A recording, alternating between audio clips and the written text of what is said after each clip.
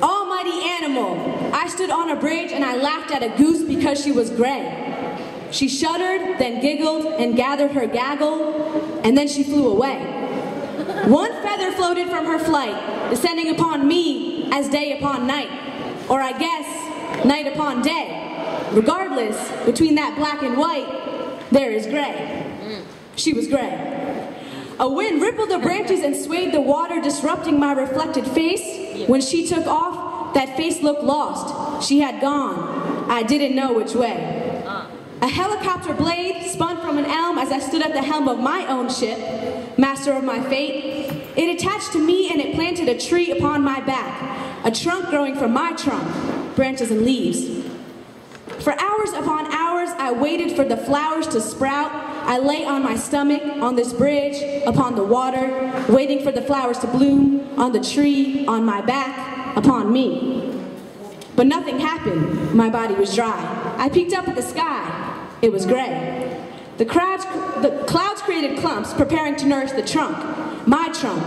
Or maybe the above abyss was just taking a piss on my dream of a tree. I lay on my stomach, body drenched and body clenched upon this bridge, upon the water, being attacked by more water, creating the most water. And then I blinked. Once, twice. No, it was there. A sea otter. A sea otter in my pond? He was gray. I wanted to wade, but I was engulfed by a wave. The pond became treacherous, and I felt betrayed. I turned onto my back, crushing the tree. It no longer felt important, and no longer felt real. But when I turned over, the weight was real. It pulled me through the bridge into the ocean below. As I fell, the rain began falling slow and slower. I fell low and lower. The trunk dissipated. I let go of my desire for one flower, just one. But when I hit the surface, I saw scattered petals and helicopter blades.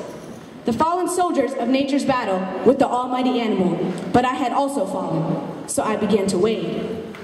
I searched for shore that I wanted land, but every time my head fell below sea level, I could hear noise, a sound, music. It was a band.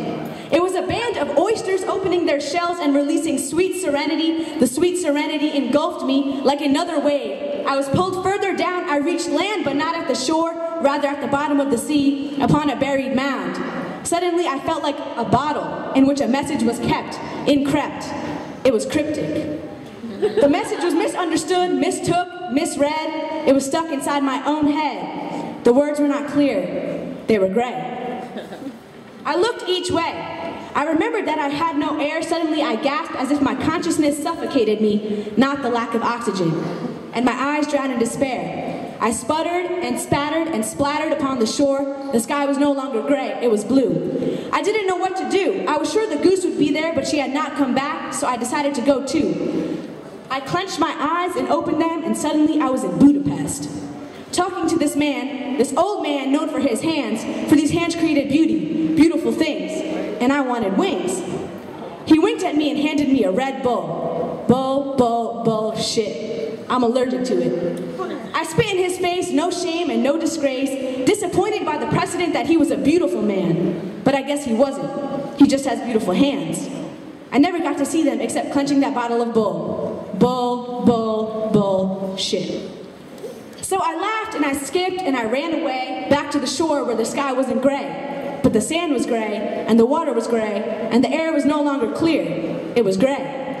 It turned out that the goose who had gone came back before dawn, before the break of light, and she stained the water, the ocean, the lake with the pigment of her feather upon her flight. She tainted the air with her color and the sand with her hue. I've been waiting for her, but this isn't what I expected. Thank God the sky is still blue. Thanks.